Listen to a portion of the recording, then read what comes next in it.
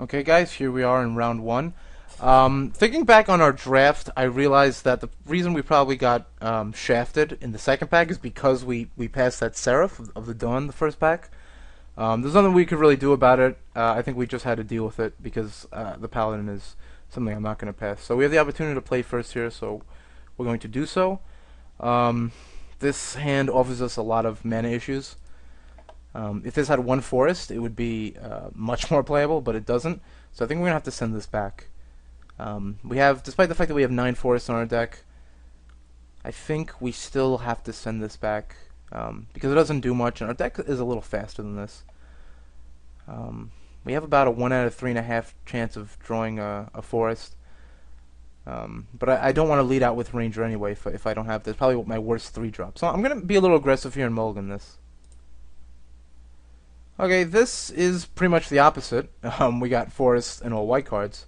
But I can't mulligan down to 5, so I'm going to have to take this. If I do draw a Plains, Restoration Angel's a fun card to drop on the 4th turn, and we do have 2 removal spells. Okay. Play our land and pass.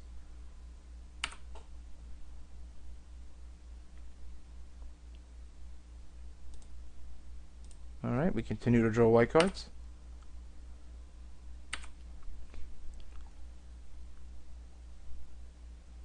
He plays a Valiant. And we draw a Ranger, which is pretty much the perfect card to draw here because it puts a creature out there and it gets us a Plains. And we can use that with Restoration Angel to take another land out of our deck next turn. So that was a good card to draw right there.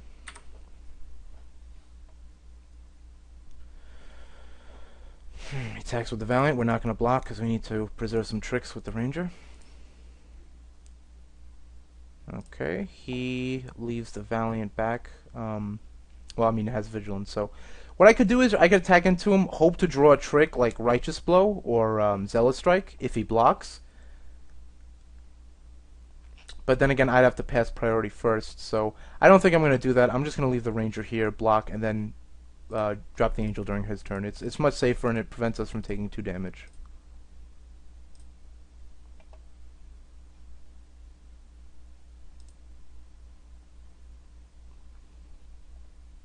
Okay, he doesn't swing into us. He's afraid of Wolfear Avenger, but we have a different flash card. We have Restoration Angel. Yes, I do wish to use that ability. We'll take out another Plains. We do have some double white cards in here. Okay, so now it's really between if we want to give our Restoration Angel lifelink or +1/+1 because we do want to play a combination of these two. Probably not both of them though. So I think for that reason I'm gonna play the Pilgrim. I think it's better just to get the lifelink here, make a race untenable for him. Although he is drawing a lot of Plains, so he might be having trouble with his second color.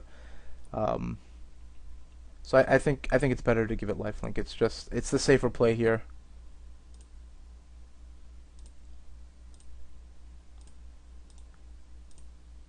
We'll swing into both. We don't need the Ranger now, so if he wants to trade a Valiant for it, that's perfectly fine.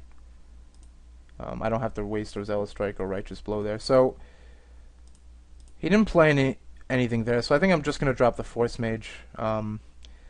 The only thing he could do next turn is maybe drop a Swamp and then Deathwind our Restoration Angel, but that's not likely. So for that reason, I'm just going to drop the Force Mage just so we have a beater out there. And if we do draw a land, and he plays a creature, we can Banishing Stroke it and just be years ahead. Now if he has Zealous Strike here, with his Geist, we're going to do some pretty unfair things. And we did draw a Joint Assault, so we have lots of tricks right now with what it should be an overwhelming board. So we'll put the herd on.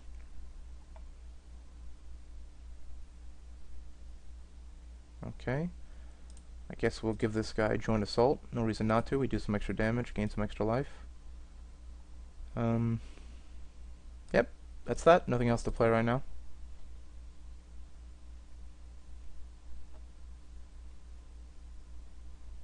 He plays the Fang, which it's not that big of a deal right now. We're pretty far ahead. I think he's going to be hard pressed to get back into this game. Especially since our Zealous Strike can kill him next turn if he doesn't have a creature.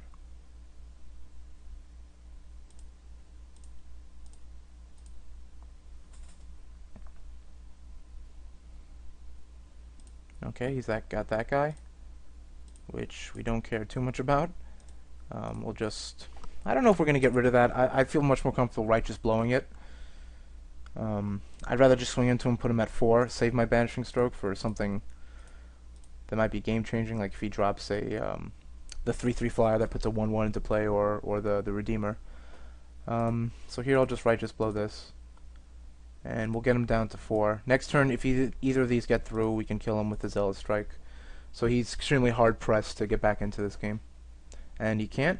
So I don't know if he had mana troubles there, or if he's actually mono-white. I don't know what to take from that. All I saw was a Geist. I saw a Haunted Guardian. I saw not much else. He didn't really play out too many things. So I guess we're just going to go with it as it is, because we didn't get too much information from that game. Alright, here we have some tech. We have the Borderland Ranger with the Emancipation Angel. Get some lands out of our deck. Emancipation Angel's a decent flyer, obviously.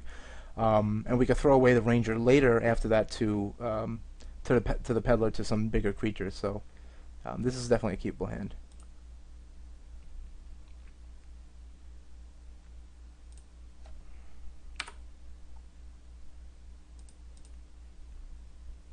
Okay, so we have something if he kills our Emancipation Angel. We make it a 5/5 beater if he can deal. Okay, so he was going white-red, so he had some mana troubles last game. Here we drop the Peddler.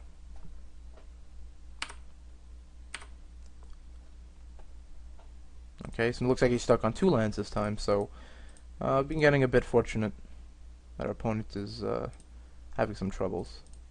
But that's yes, we're going to use this ability, sure. Am I going to use this ability? I mean, I'm going to return the Borderland Ranger next turn, so I think I will use it, just for the sake of using it.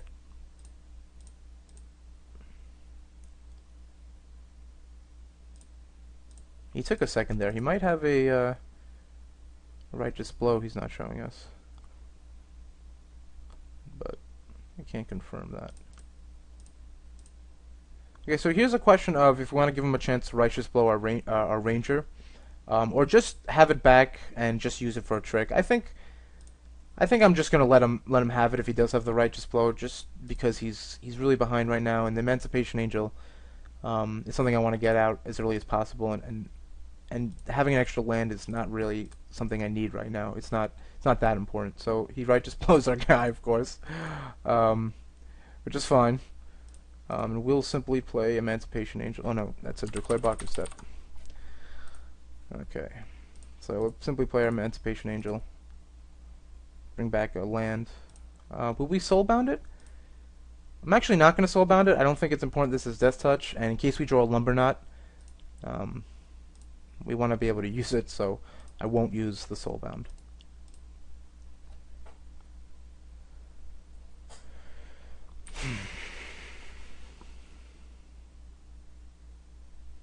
You might be playing the Geist that we saw last turn. No, he plays the Fang that we saw last game. Which, if I have a chance to throw that Emancipation Angel in front of something, I will, because I can return it from the grave. So it looks like we're just going to be swinging and passing, which is fine for now.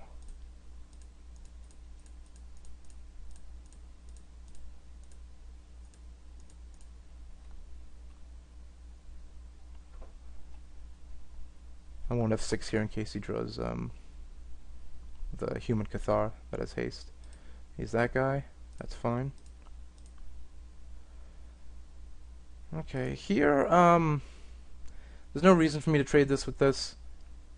I have the Emancipation Angel to block this anyway, so I don't want to give him the chance to trade with that, and for reasons, like I said before, Lumber Knot, I don't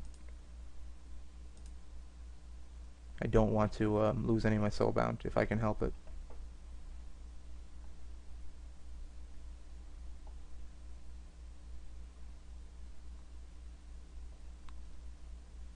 Okay, Storm. So that's not really that big of a deal because we have the Righteous Blow in our hand. It just makes us not be able to play Pathbreaker Worm this turn. Because if we let this hit us once, then it's beyond Righteous Blow range. So we're just gonna have to pass and blow it when it swings.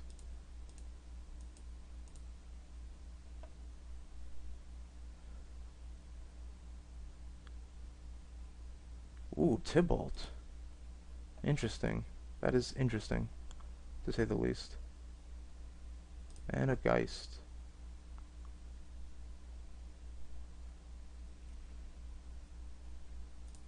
You're gonna draw a card and discard a card at random. I don't know how powerful that is. I just don't know.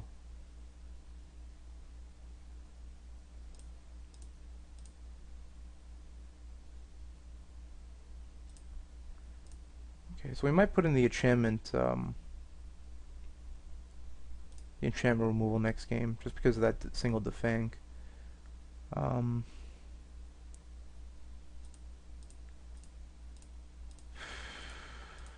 going to put in the Pathbreaker Worm, obviously. It's just a question of what I'm going to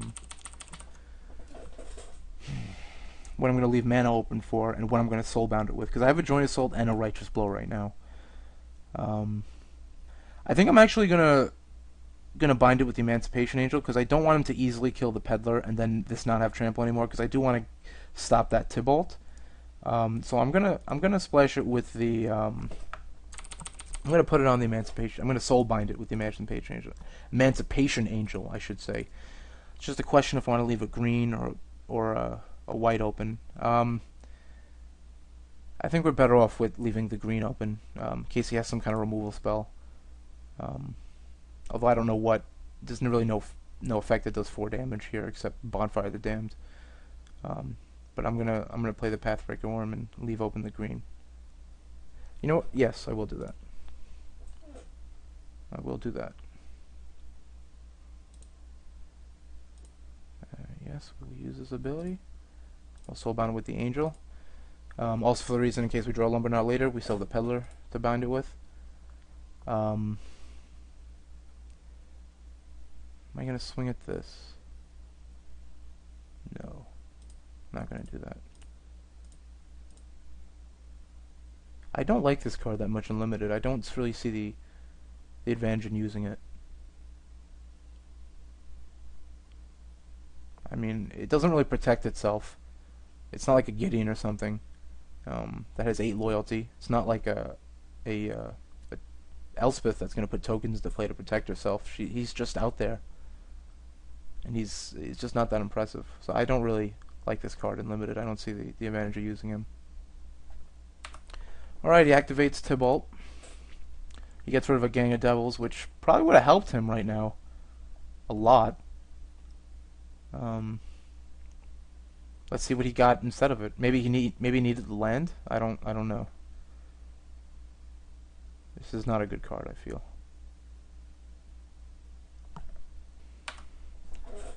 Alright, he's going to his attack step. He doesn't really have anything to attack with, so he's just going to leave that back. He's got 2 cards in his hand. I think undoubtedly here I swing with the Pathbreaker Worm. And we could make it really big. I am going to swing into the Tybalt because we don't want it to get to 6. But it's really just buying him a turn, it looks like. He's tapping 2 red, 3 red, 5 red. 5 red. To do what? Aggravate. Okay, so we're going to make our Nightshade Peddler a little bigger, I think. Right? Yeah, make him have to throw 2 creatures in front of it if he wants to kill it. Yes, we are going to do that. Oh no, actually it'll have 1 damage, so he doesn't have to do that, but at least make him waste a creature. We're going to attack him with this. I'm going to attack him with this. Doesn't matter. This I'll attack Tybalt with, because I definitely want to kill it. And that will be fine, I believe. Yes.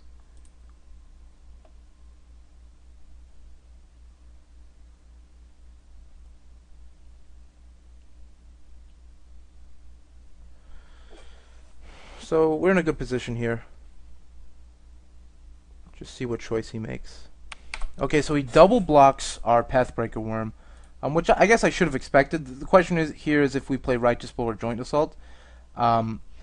I think because the Joint Assault could be a little more abusive later on, the Righteous Blow is not going to be as powerful. Let's say he plays like a 4/4 creature later.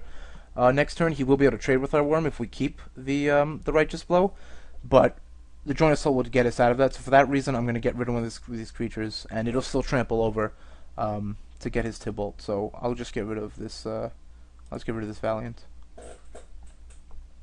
He'll take 3, and Tybalt will be gone. Yep. Okay, there's nothing else to really do here. I'm not going to bring back a Ranger with my Defy Death. There are much better targets on the board if he draws some removal.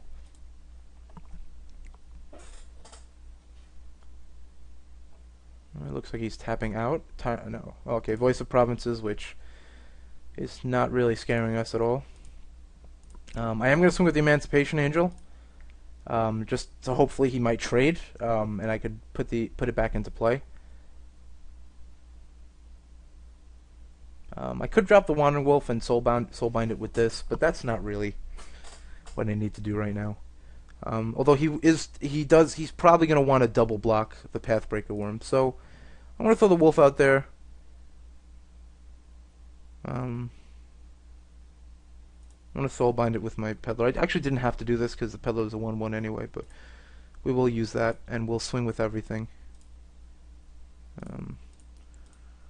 Might get him to block the 1/1 with the token and block the Emancipation Angel with the Voice, which is perfectly fine.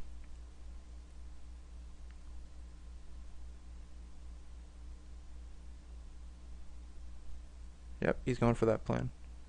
That's A-okay. Alright, now we're going to get back our Angel, make her a nice big flyer. I guess we'll soulbound. No, are we gonna? Yeah, we'll soulbound with that because it's gonna be a 5/5, and you can trample over the Voice now. And with Joint Assault, it's just unfair.